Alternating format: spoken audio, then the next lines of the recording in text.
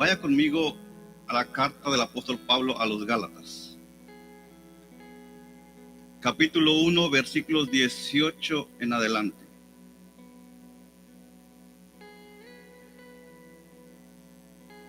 Y sígame por favor con sus ojos, pero ponga toda su atención a la palabra del Señor.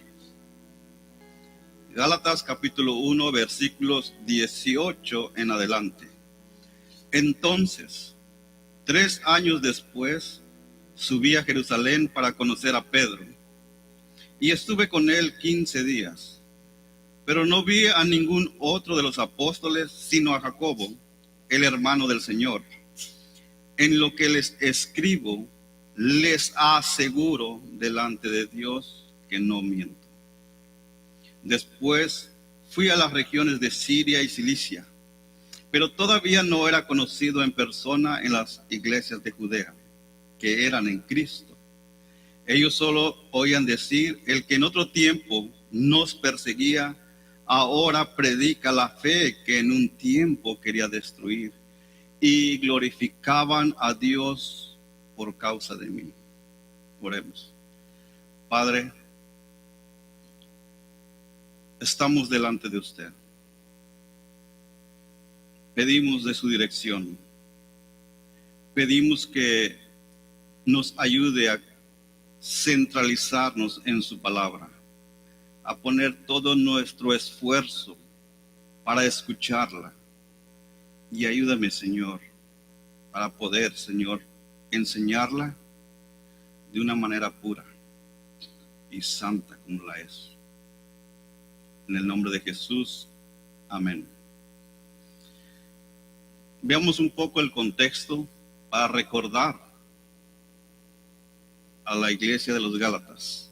Las iglesias que se encontraban en la región de Galacia habían sido engañados audazmente por siervos de Satanás, llamados falsos maestros. Estos falsos maestros estaban atacando directamente al evangelio de Jesucristo. Pero no solamente al evangelio, lo hacían audazmente, con mucha astucia, y atacando la autoridad apostólica de Pablo. Estos falsos maestros, llamados judaizantes, ponían en tela de juicio la autoridad apostólica de Pablo y su predicación. Una de las acusaciones contra Pablo era que su predicación era inconsecuente o incompleta. Era inconsecuente por cuanto predicaba a los gentiles que no tenían que observar la ley, en tanto que los judíos convertidos lo seguían haciendo. Debemos recordar que el cristianismo comenzó con personas judías, con una cultura judía. Y desde ese concepto ellos aún seguían participando en algunas de las tradiciones judías.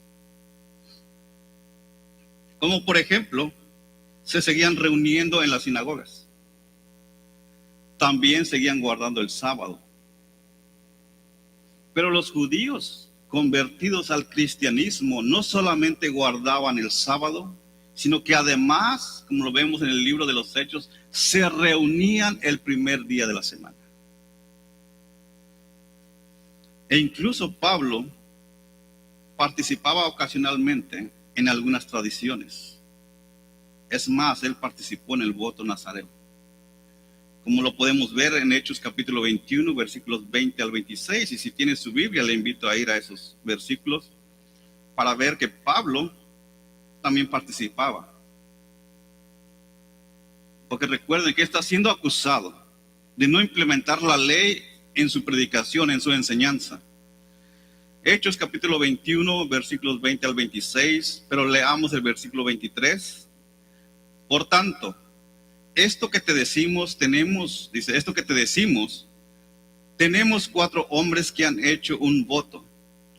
Tómalos y purifícate junto a ellos, y paga sus gastos, para que se rasuren la cabeza, y todos sabrán que no hay nada cierto en lo que se ha dicho acerca de ti, sino que tú también vives ordenadamente acatando la ley. Versículo 26. Entonces Pablo tomó consigo a los hombres y al día siguiente, purificándose junto con ellos, fue al templo, notificando de la terminación de los días de purificación hasta que el sacrificio se ofreciera por cada uno de ellos. Pero seguido a este evento, tuvo como resultado un gran alboroto en el templo. Y eso lo puede ver en el versículo 27 y 28, que dice: cuando estaba por cumplirse los 7 días, los judíos de Asia, al verlo en el templo, comenzaron a incitar a todo el pueblo y le echaron mano, gritando: israelitas, ayudadnos. Este es el hombre que enseña a todos por todas las partes contra nuestro pueblo, la ley y este lugar. Además, incluso, dice, ha traído griegos al templo y ha profanado este lugar santo. Versículo 30. Se alborotó toda la ciudad y llegó el pueblo corriendo de todas las partes. Apoderándose de Pablo, lo arrastraron fuera del templo y al instante cerraron las puertas. Pablo estaba haciendo un voto nazareo. Pero en este evento podemos ver cómo los cristianos que hemos sido llamados a ser obedientes en consagrar nuestras vidas al Señor. El voto nazareo era un voto de consagración. Y Pablo lo estaba haciendo.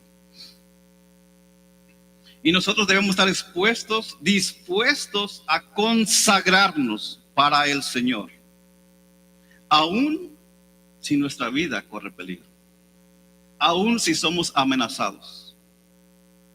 Debemos obedecer la palabra del Señor.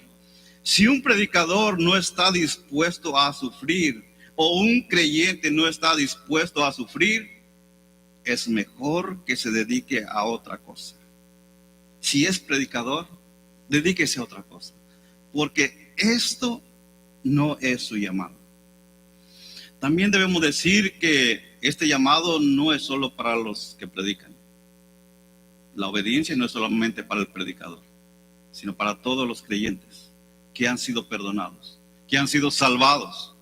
El cristiano está dispuesto a ser calumniado y debe estar dispuesto a ser calumniado, a ser perseguido y aún morir simple y sencillamente por no estar dispuesto a adaptarse al sistema de este mundo.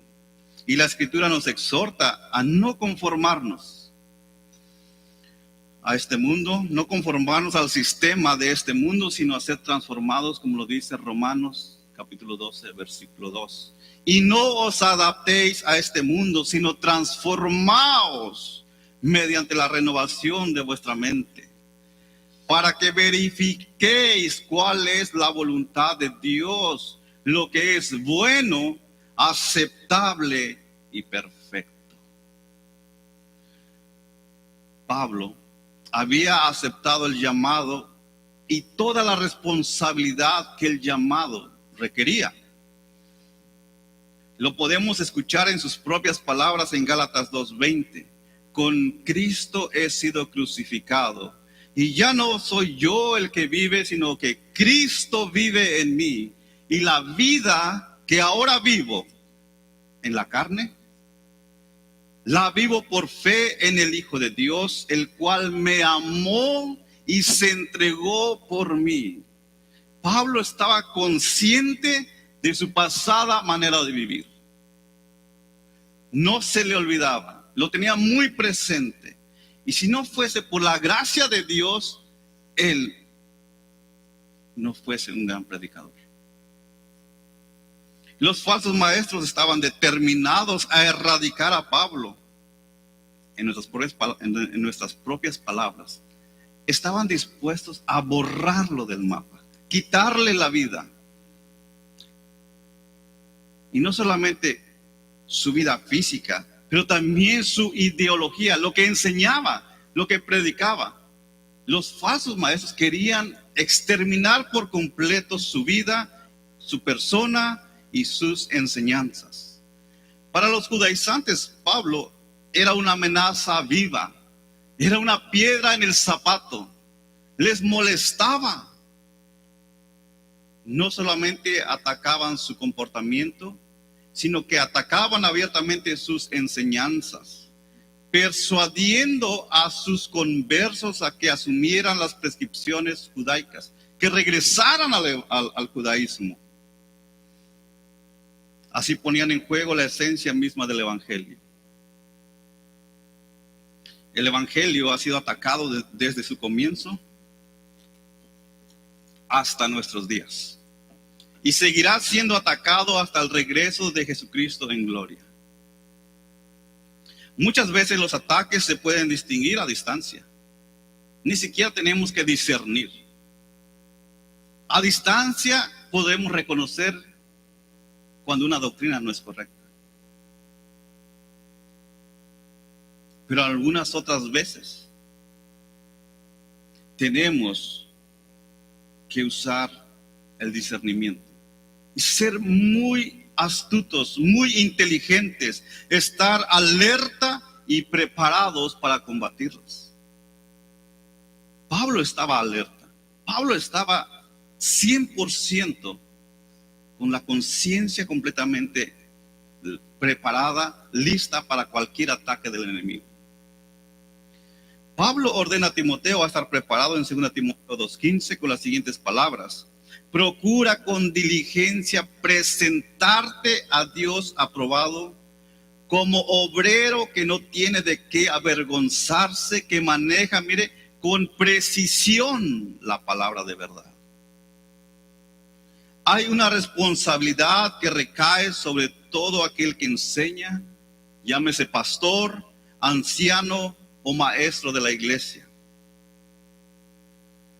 Conocer las escrituras y usarlas correctamente, así como el cirujano usa el bisturí en una intervención quirúrgica, separando cuidadosamente cada tejido de la piel hasta extraer aquel tumor canceroso del cuerpo del paciente. ¿Puede usted imaginarse a un cirujano que en el momento de estar en aquel quirófano se descuida por un instante? Eso sería catastrófico. El cirujano tiene en sus manos la vida del paciente y cualquier corte puede ser de vida o de muerte.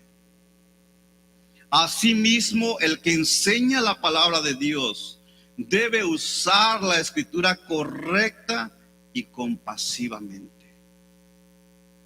En ocasiones tendrá que hacer incisiones en el corazón del creyente al exponer aquellos pecados que deben ser removidos por la palabra de Dios, para que así la palabra abunde en él. Y esta era la preocupación que Pablo tenía para con los Gálatas. Ellos habían sido libertados al recibir el evangelio, pero cuando llegaron los judaizantes se apartaron de la gracia de Dios, lo cual dice en los versículos anteriores: me maravillo, estoy asombrado de que tan pronto hayáis abandonado al que os llamó por la gracia de Cristo, para seguir un evangelio diferente. Pero después dice que en realidad no es otro evangelio, no hay otro evangelio, solo que algunos que os perturban y quieren pervertir el evangelio de Cristo, no de un ser humano, de Cristo. Y movido por ese intenso amor por el evangelio, Pablo escribe la epístola a los Gálatas usando enérgicos argumentos. Y hemos estado viendo en el capítulo 1 argumentos que Pablo usa para demostrar que el evangelio es puro, que el evangelio es de Dios y que Dios llamó a Pablo de una manera sorprendente. Que Pablo le fue revelado el evangelio y que no le fue enseñado por hombres. Después de la introducción,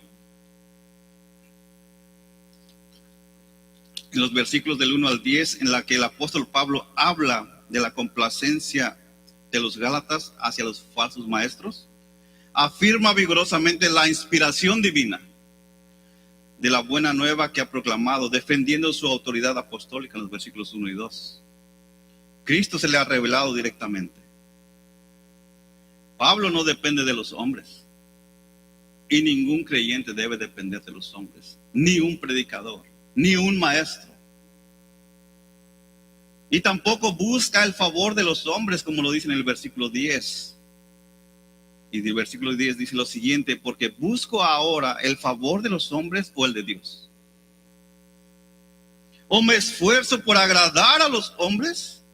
Si todavía estuviera tratando de agradar a los hombres, no sería siervo de Dios. Antes él agradaba a los hombres en sus tradiciones. El mejor de los fariseos, como lo dice él en sus propias palabras, era Pablo. Si alguien tiene de qué enorgullecerse, dice, yo más. Y da una lista de quién era él. Dice, pero todo eso le he dado por basura. Nadie puede servir a dos señores, dice la Escritura, y no se puede amar a Dios y a las riquezas. Mateo 6:24. Porque no podemos dejar de decir lo que hemos visto y oído, dijeron los apóstoles. En Hechos capítulo 4, versículo 20. Pablo afirma que su evangelio no es de origen humano, sino divino, sino que lo recibí por medio de una revelación de Jesucristo. Y esto era importante que los gálatas lo recordaran. Pero también era importante que sus adversarios lo escucharan. Porque ellos reconocían a los 12 apóstoles comisionados directamente por Jesucristo. Y uno ya había muerto. Y había sido reemplazado por Matías. Según estos falsos maestros, los apóstoles ya estaban completos. Y cualquiera que se dijera ser apóstol aparte de los 12 que existían, para ellos era un mentiroso. Sobre todo si su enseñanza no se amoldaba a la tradición y leyes judías. Y ese era lo que tenían en contra de Pablo, que Pablo no predicaba la ley, no predicaba guardar las tradiciones judías, sino todo lo contrario, obedecer únicamente a Jesucristo. Pero esto es lo maravilloso, que en el plan soberano de Dios aún faltaba el último de los apóstoles. Un instrumento escogido por Dios, como lo dice Hechos 9:15. Pero el Señor le dijo a Ananías: ve, porque él me es un instrumento escogido para llevar mi nombre en presencia de los gentiles, de los reyes y de los hijos de Israel. Pablo mismo así lo reconocía, y no lo reconoció de una manera orgullosa, sino en total humildad, dándole toda la gloria a aquel quien lo llamó.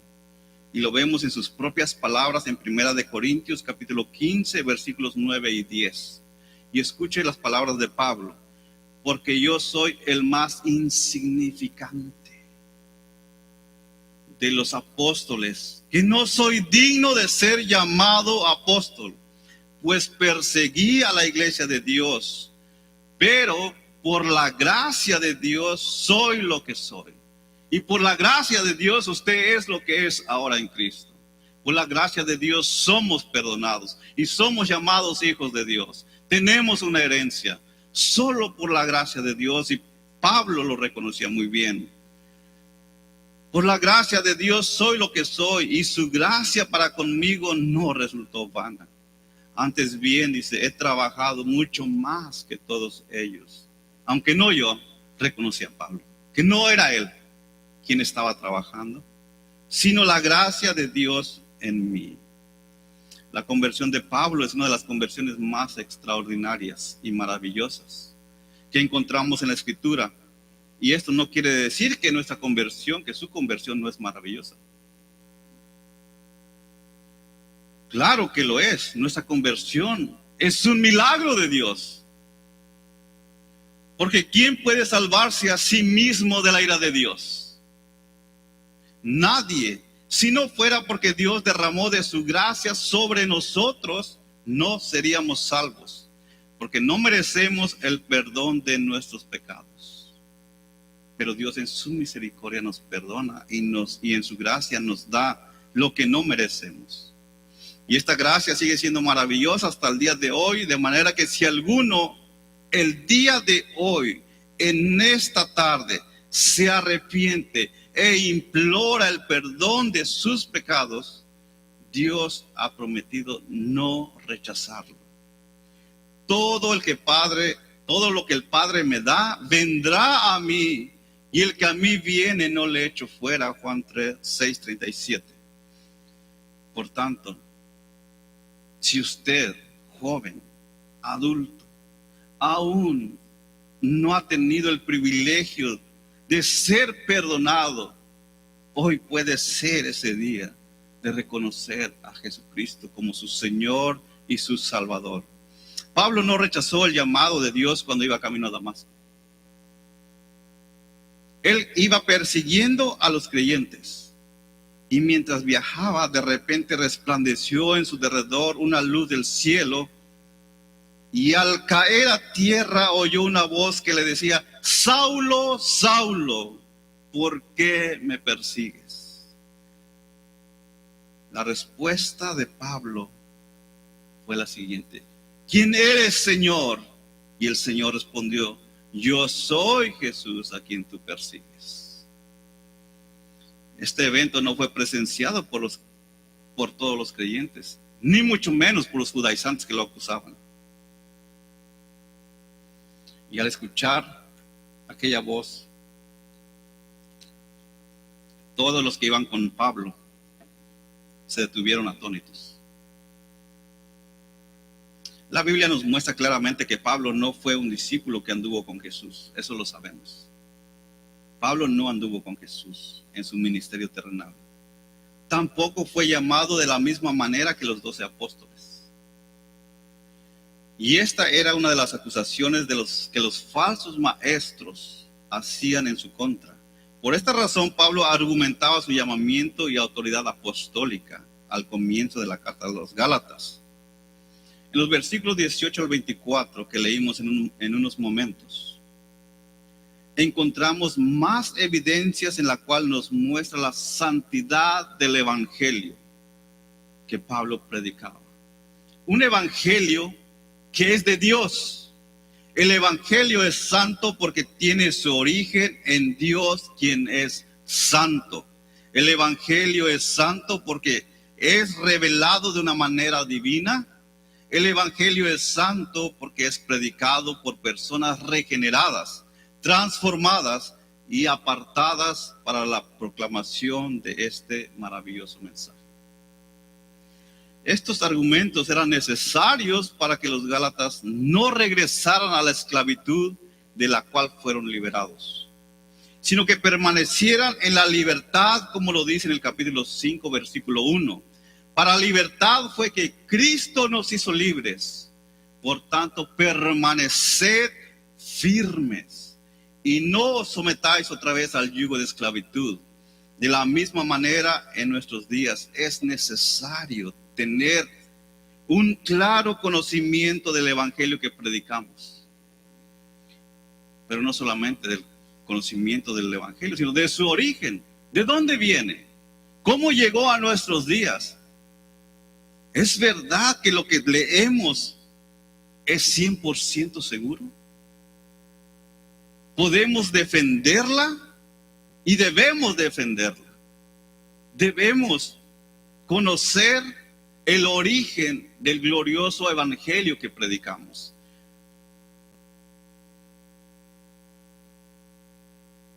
De la misma manera, en nuestros días es necesario tener ese claro conocimiento del evangelio y de su origen, porque no estamos exentos de falsos maestros ni de sus falsas enseñanzas que permean por todo el mundo.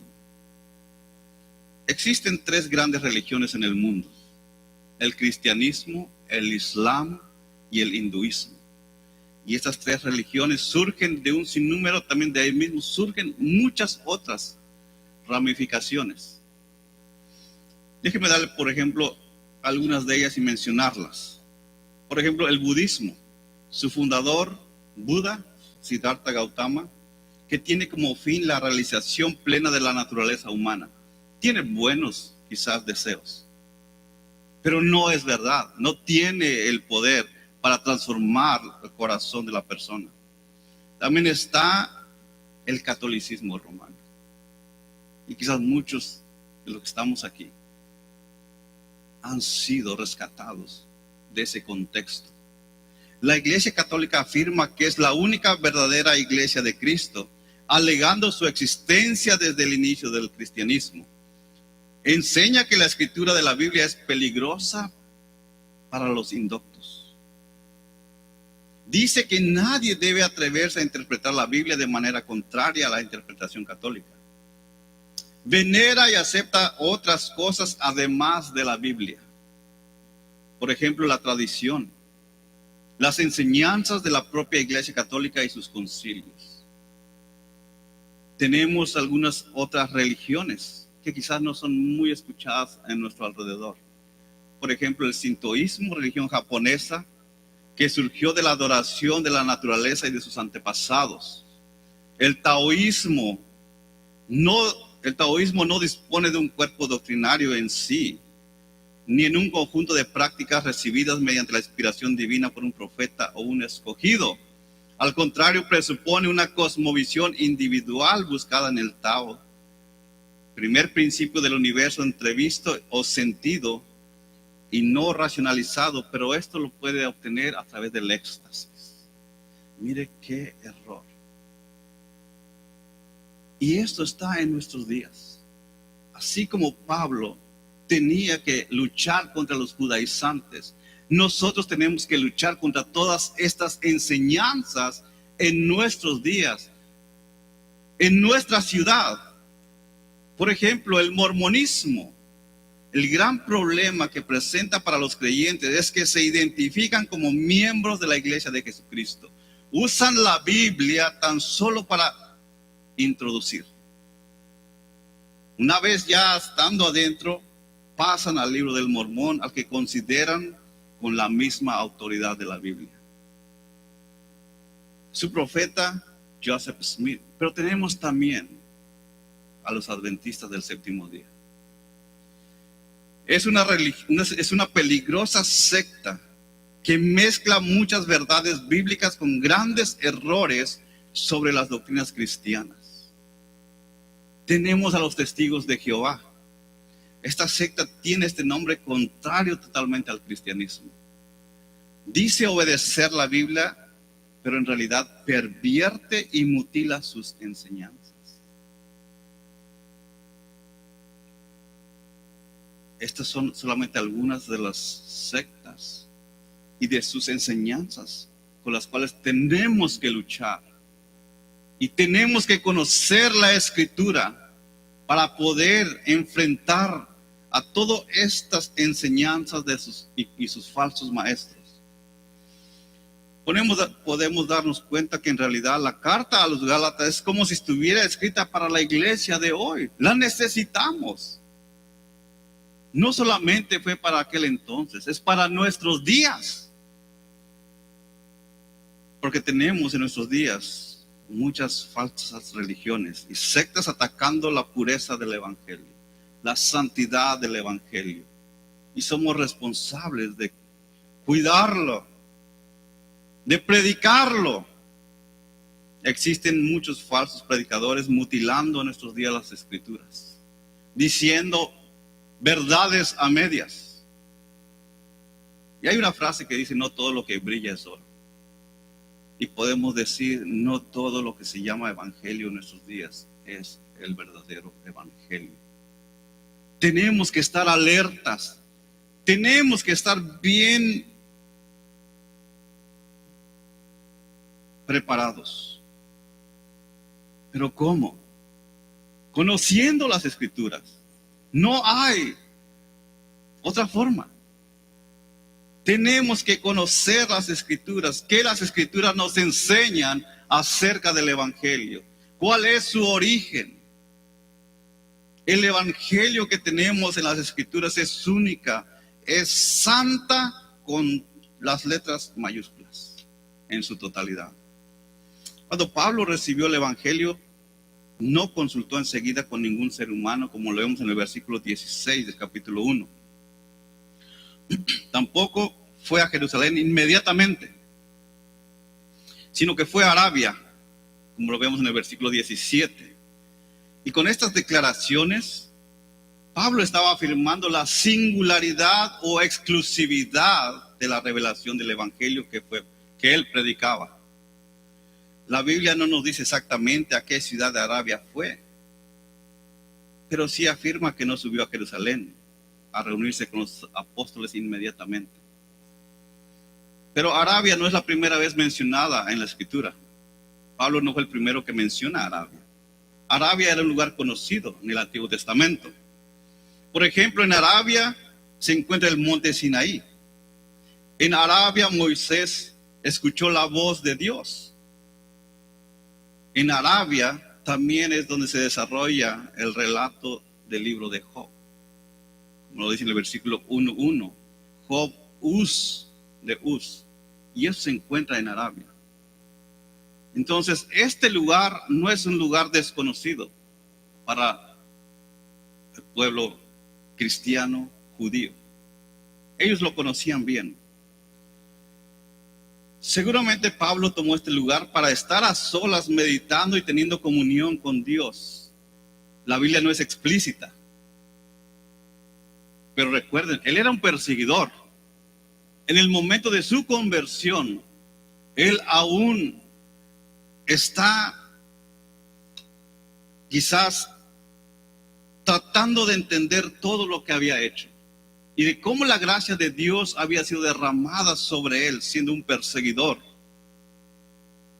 Y después vemos en el versículo 18 lo siguiente: después de Arabia regresó a Damasco, y entonces el versículo 18, 3 años después subí a Jerusalén para conocer a Pedro y estuve con él 15 días.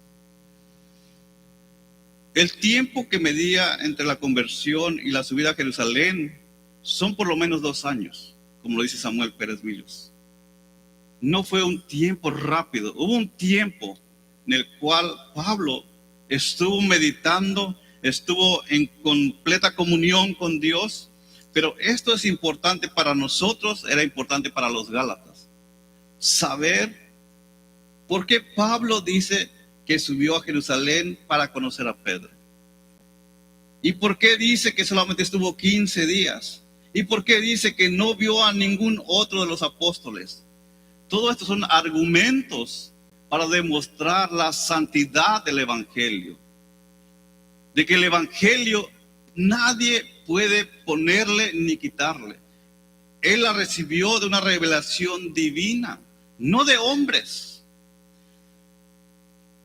Pablo acude a Jerusalén y nos dice exactamente el propósito de su visita: conocer a Pedro en persona, personalmente. Es importante resaltar que Pablo usa el nombre de Cefas cuando nosotros leemos Pedro. Es el nombre que Jesús le dio a Simón Pedro en Juan 1:43, donde dice: entonces lo trajo a Jesús. Jesús mirándolo dijo: tú eres Simón, hijo de Juan, tú serás llamado Cefas. Y es el nombre que usa Pablo aquí, Cefas, que quiere decir Pedro o roca. La visita a Jerusalén no era para aprender el Evangelio o ser enseñado por Pedro, sino simplemente para conocerlo a él, cara a cara. Es importante reconocer y recordar que Pedro es llamado el apóstol de los judíos, así como Pablo es llamado el apóstol de los judíos. ¿Puede usted imaginarse a los dos titanes de la fe sentados ahí, frente a frente? ¿Qué se dijeron? No nos dice la Escritura. Pero Pablo dice que fue porque quería conocerle. Solamente lo que dice. Y no podemos indagar más porque no dice más. Pero esto nos ayuda a entender lo que Pablo quiere decir. Que no fue enseñado por Pedro. El tiempo que estuvo con él, lo dice ahí, 15 días. En 15 días nadie obtiene una carrera universitaria o una licenciatura. Y es lo que Pablo está comunicando aquí. Es imposible obtener un conocimiento pleno del Evangelio en tan solo 15 días. Los apóstoles pasaron 3 años y medio con Jesucristo. Escucharon palabras que salían directamente de labios de Jesús. Presenciaron milagros que solo Dios puede hacer. Fueron testigos del poder de Jesús sobre la naturaleza, el poder de Jesús sobre los demonios, el poder de Jesús sobre la muerte, como cuando resucitó a Lázaro, la autoridad de Jesús al perdonar pecados y cientos de sermones predicados de labios de Jesús. Y aún así, con todo esto, los discípulos no comprendían todo lo que Jesús les decía. Era necesario la venida del Espíritu Santo. Juan 14:26 nos dice, pero el Consolador, el Espíritu Santo, a quien el Padre enviará en mi nombre, Él os enseñará todas las cosas y os recordará todo lo que os he dicho. Aún con ese tiempo al lado del Maestro, 3 años y medio, no era suficiente. Y nosotros tenemos el privilegio de tener al Espíritu Santo con nosotros. Tenemos su palabra. No necesitamos más revelación, pero sí necesitamos la iluminación del Espíritu Santo. Y está con nosotros. No hay excusa. Y tenemos grandes predicadores. Tenemos comentarios, tenemos diccionarios en los cuales podemos nosotros echar mano para entender claramente la palabra del Señor. Pero sigue diciendo Pablo, pero no vi a ningún otro de los apóstoles, sino a Jacobo, el hermano del Señor. Por si alguno pudiese quizás pensar que Pablo fue instruido por medio de los 12 apóstoles en su visita a Jerusalén, Pablo hace esta aclaración. No vi a ningún otro de los apóstoles, sino a Jacobo, Santiago, también Jacobo es Santiago, el hermano del Señor. Y él no era un discípulo de Jesús. Este versículo también nos recuerda lo que algunas otras religiones, como la Iglesia Católica, enseña, que María no tuvo más hijos. Pablo lo está diciendo aquí, dice, no vi a ningún otro de los apóstoles, sino a Jacobo, hermano de Jesús, hermano del Señor. María sí tuvo más hijos. La palabra que se usa aquí para hermano es la palabra adelphos, que se refiere a un hermano de sangre, no a un familiar lejano, sino a un hermano de sangre. Esa palabra se usa también en Mateo 12:46, donde dice, he aquí su madre y sus hermanos, la palabra adelphos ahí, estaban afuera deseando hablar con él. También la encontramos en Mateo capítulo 13, versículos 55 y 56. ¿No es este el hijo del carpintero? ¿No se llama su madre María y sus hermanos Jacobo, José, Simón y Judas? ¿No están todas sus hermanas con nosotros? Esta es algo muy claro para defendernos de que Jesús es el Hijo unigénito de Dios, pero es el Hijo primogénito de María.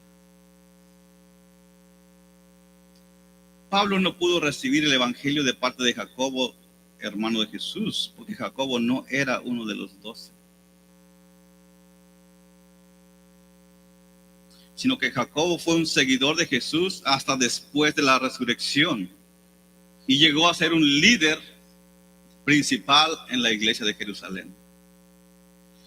Al Pablo decir que durante su visita a Jerusalén no vio a nadie más sino a Jacobo, está una vez más afirmando que solo hay una manera en la que recibió el Evangelio. Y él lo ha declarado en los versículos 1 y 2. Y en el versículo 12, 11 y 12 más claramente. Pues quiero que sepáis, hermanos, que el Evangelio que me fue anunciado no es según hombre, pues ni lo recibí de hombre ni me fue enseñado, sino que lo recibí por medio de una revelación de Jesucristo. Y está argumentando esta enseñanza, está argumentando esta verdad y ha puesto varios argumentos. Estas son evidencias claras que el evangelio predicado por Pablo había llegado, y el mismo que ha llegado a nosotros es un evangelio santo, es un evangelio puro y es un evangelio divino. Pero Pablo no ha terminado todavía ahí. En el versículo 20, Pablo usa dos atributos de Dios y que solo Dios posee. Y es su omnisciencia y su omnipresencia. Porque mire lo que dice el versículo 20.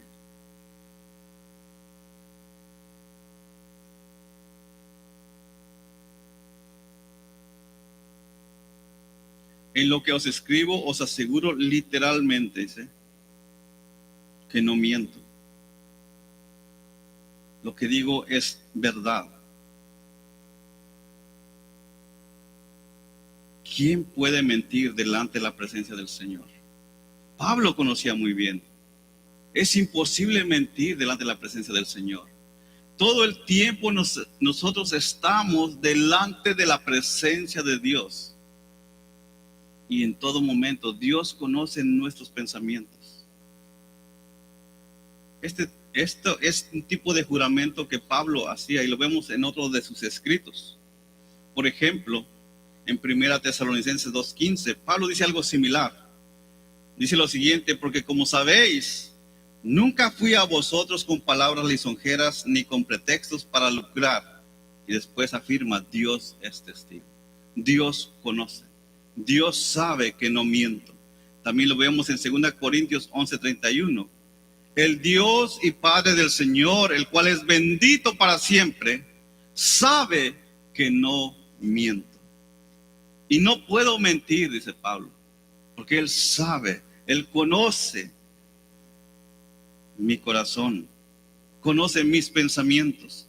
Esta afirmación, hermanos, nos da la seguridad que el evangelio que ha llegado hasta nosotros, hasta nuestros días, es el evangelio de Dios.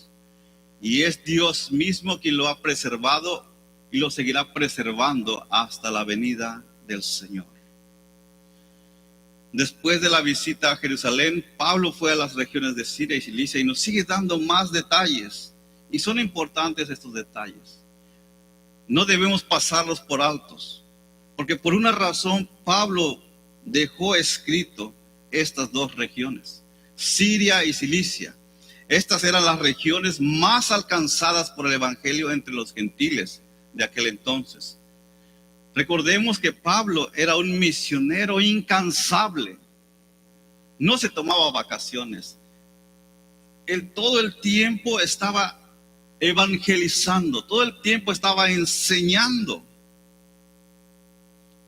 Pablo solo llenó de la predicación del evangelio estas dos regiones, Siria y Cilicia. Fue la ruta donde dirigió su actividad misionera. La actividad de Pablo al principio de su ministerio no fue visitar a las iglesias ya establecidas, sino que él se fue a donde nadie había predicado. Y estos son argumentos en contra de los judaizantes. Esta es una evidencia más para argumentar su defensa ante las insinuaciones de los judaizantes. Pablo no tuvo ocasión de contar con los líderes de la iglesia de Jerusalén, ya que después de su visita se fue a Siria y Cilicia. Estuvo 15 días. 15 días no es suficiente. Pero ¿qué predicaba? El evangelio revelado a él por medio de nuestro Señor Jesucristo. Y era un evangelio que transformaba corazones. Era un evangelio poderoso. Y es importante la manera que Pablo termina esta sección en los versículos 23 y 24. Las iglesias de Judea no conocían personalmente a Pablo, pero conocían el cambio que había sucedido en él. Y esto es importante resaltar. Mucha gente no nos conoce personalmente, pero sí puede escuchar nuestra manera de vivir, cómo nosotros nos comportamos. Nosotros somos un ejemplo claro del poder de Dios, del poder del evangelio en nuestras vidas. Y el resultado de esto es lo que dice el versículo 23 y 24 acerca del apóstol Pablo. Ellos solo oían decir: el que en otro tiempo nos perseguía, ahora predica la fe que en un tiempo quería destruir, y glorificaban a Dios por causa de mí. De perseguidor a predicador. Hechos 9:21 nos dice lo siguiente: y todos los que lo escuchaban estaban asombrados y decían: ¿no es este el que en Jerusalén destruía a los que invocaban este nombre? ¿No es este mismo el que los perseguía? ¿No es este mismo? Y el que había venido aquí con este propósito para llevarlos atados ante los principales sacerdotes. Estaban asombrados. ¿Es este mismo Pablo? Nuestra vida debe ser ese ejemplo claro del poder del evangelio, que las personas deben estar admiradas y deben dar gloria a Dios. Si nuestra vida no está siendo el reflejo de Dios mismo, debemos nosotros poner mucha atención. Debemos autoexaminarnos. Y sabemos que la respuesta a estas preguntas era: sí, este es el mismo Pablo. Pero con una gran diferencia: ahora amaba lo que antes odiaba. Antes odiaba el evangelio, ahora amaba el evangelio. Antes odiaba a los creyentes, ahora amaba a los creyentes. La causa de la persecución al comienzo fue el evangelio que predicaban los cristianos. Ahora aquella doctrina perseguida era la predicación misma de Pablo. El perseguidor se había convertido en un evangelista. Este detalle histórico era una evidencia más que derribaba el argumento judaizante que Pablo predicaba otro evangelio. No es verdad. Pablo no estaba predicando otro evangelio. Pablo estaba predicando el único evangelio verdadero, el evangelio santo y puro que le fue revelado a través de Jesucristo. El perseguidor se había convertido en predicador del evangelio y en un auténtico apóstol de Jesucristo debido a la acción directa de Dios. Esto es la obra de Dios solamente, y no del ser humano. Glorificaban a Dios, dice Pablo, por causa de mí. Y la vida de todo cristiano tiene como finalidad glorificar a Dios. Asimismo también que otros creyentes sean motivados a glorificar a Dios al ver la transformación de nuestras vidas. Cuando nos ven a nosotros haber cambiado y estar cambiando, otros hermanos deben glorificar a Dios. Y nosotros debemos glorificar a Dios cuando vemos ese cambio en otras personas, en otros creyentes. Es una motivación para nosotros ver la obra de Dios en la vida de mi hermano. Pablo concluye diciendo: y glorificaban, y no dice glorificaba, dice glorificaban, plural, no una persona, muchas, varias iglesias, varios creyentes. No había desconfianza como la tuvieron al principio los de Jerusalén. Tampoco había indiferencia tomando favoritismos. Tampoco había rencor hacia Pablo. Recuerden que Pablo los perseguía y los arrastraba. Pero aquí estaban dando gloria a Dios por la vida de Pablo. Ya no le tenían miedo, ya no le tenían rencor, porque conocían el poder del evangelio que había transformado la vida de Pablo y también la vida de ellos mismos. Cuando el creyente viene a los pies del Señor, es imposible seguir odiando al que antes odiábamos.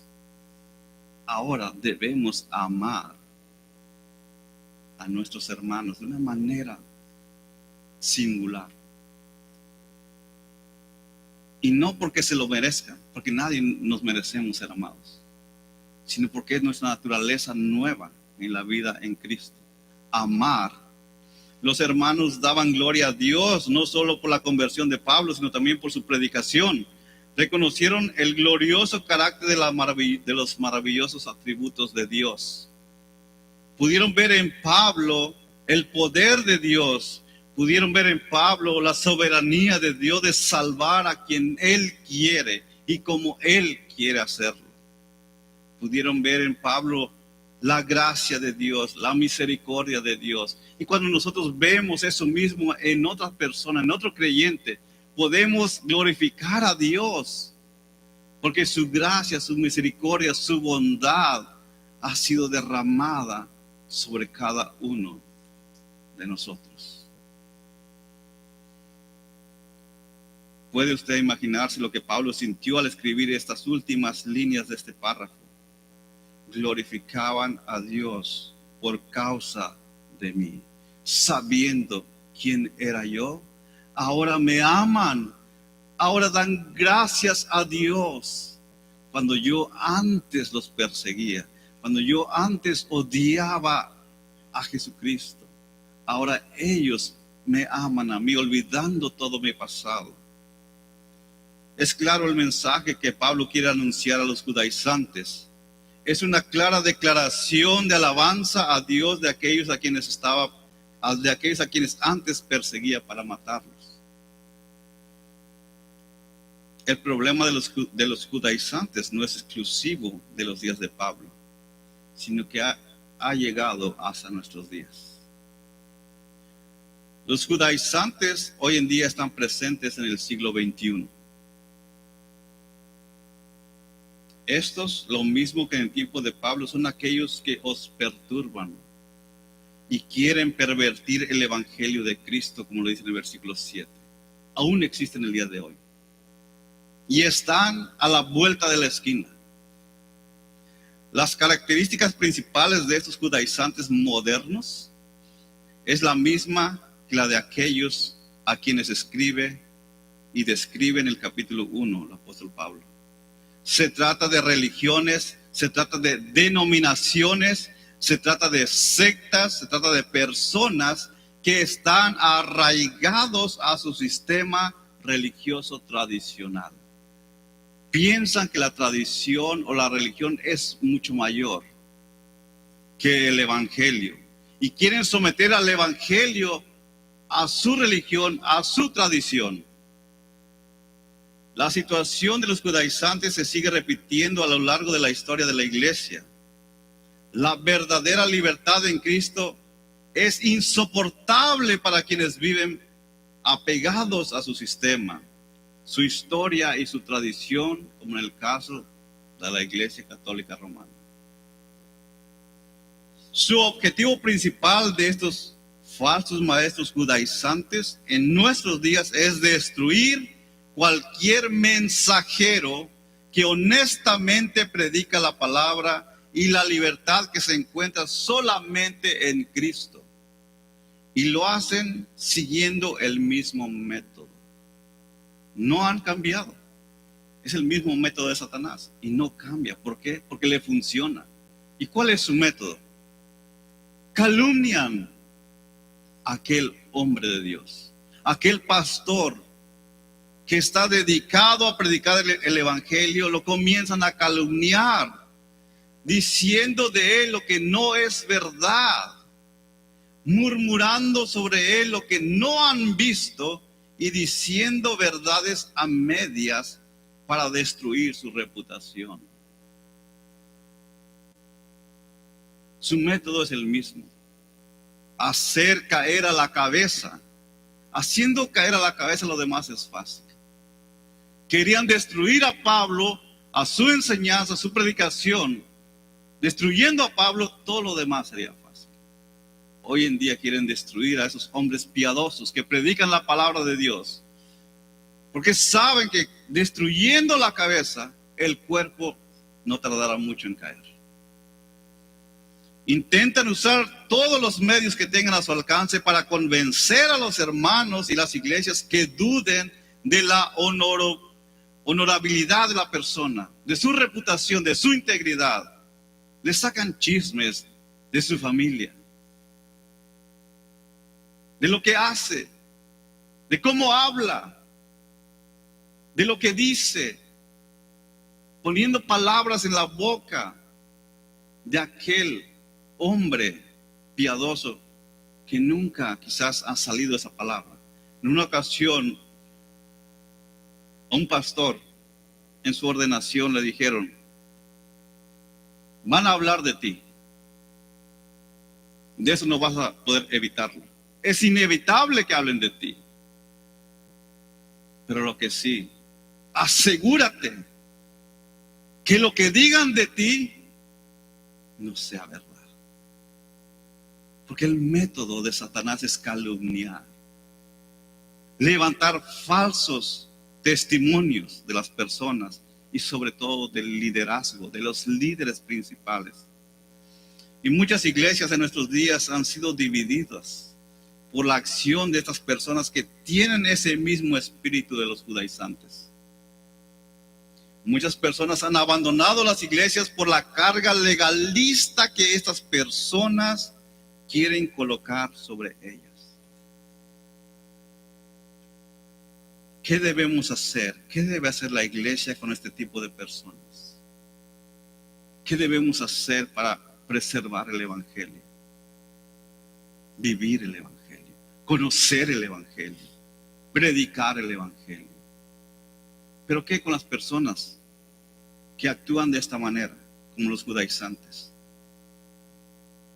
Primero debemos orar por ellos, que la gracia de Dios sea sobre ellos. Poner en la mano soberana del Señor la defensa de su evangelio santo lleno de gracia y bondad. Es Dios quien defiende su palabra, pero a través de nosotros. 2, mediante una acción firme de liderazgo de la iglesia, no permitir que tales personas sigan inquietando a las iglesias con su malicia. Si alguien llega a este lugar, el liderazgo tiene que estar atento y actuar antes que sus falsas enseñanzas comiencen a manchar el corazón de la iglesia. Y es importante. Por eso Pablo tiene que poner estos argumentos para demostrar la santidad del evangelio.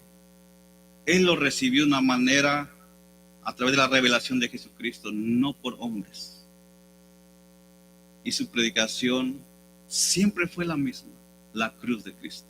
No cambió su predicación, porque no hay otra predicación sino la cruz de Cristo y el evangelio del Señor Jesucristo, en el cual encontramos la salvación y el perdón de nuestros pecados.